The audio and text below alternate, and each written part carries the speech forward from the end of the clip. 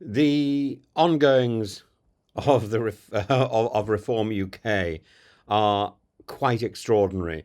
Anyone and everyone who's still reeling from the political equivalent of a backshot scandal, all we have to do is look at the latest drama featuring Rupert Lowe and his meretricious behaviour allegedly, and his low key but also high key low key.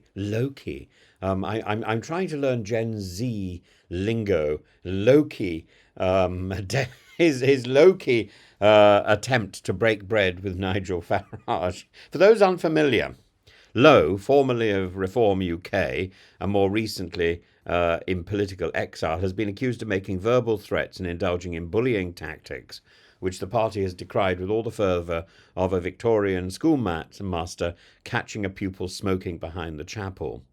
And in response, Loki, has dismissed Loki Lowe has dismissed these claims as vexatious hearsay devoid of substance, like a low-effort Twitter feud between two influencers with blue ticks and no actual, real influence.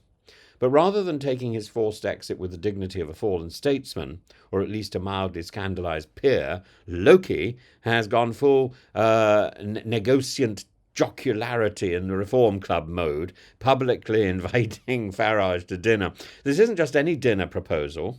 This is the political equivalent of a Gen Z shipping two sworn enemies and demanding that they raw dog a reconciliation on some sort of cheap EasyJet flight for the sake of party unity.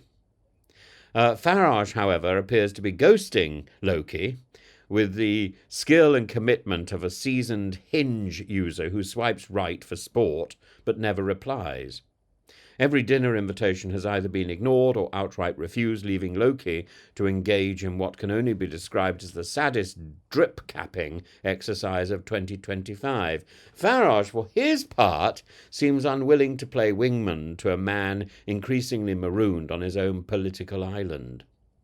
But who, one might ask, is the Reform Party's secret matchmaker going to be? Who is going to bring these two boys together? Who among them is willing, in the Reform community of four, is willing to facilitate this forced bromance? Enter Lee Anderson, a man who has bent over backwards to be fair to Loki.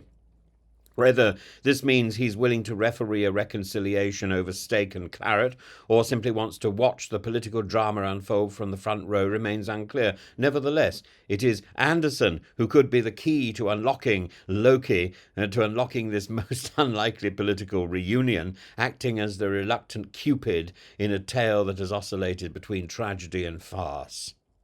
Yet, one must ask, why does Loki persist?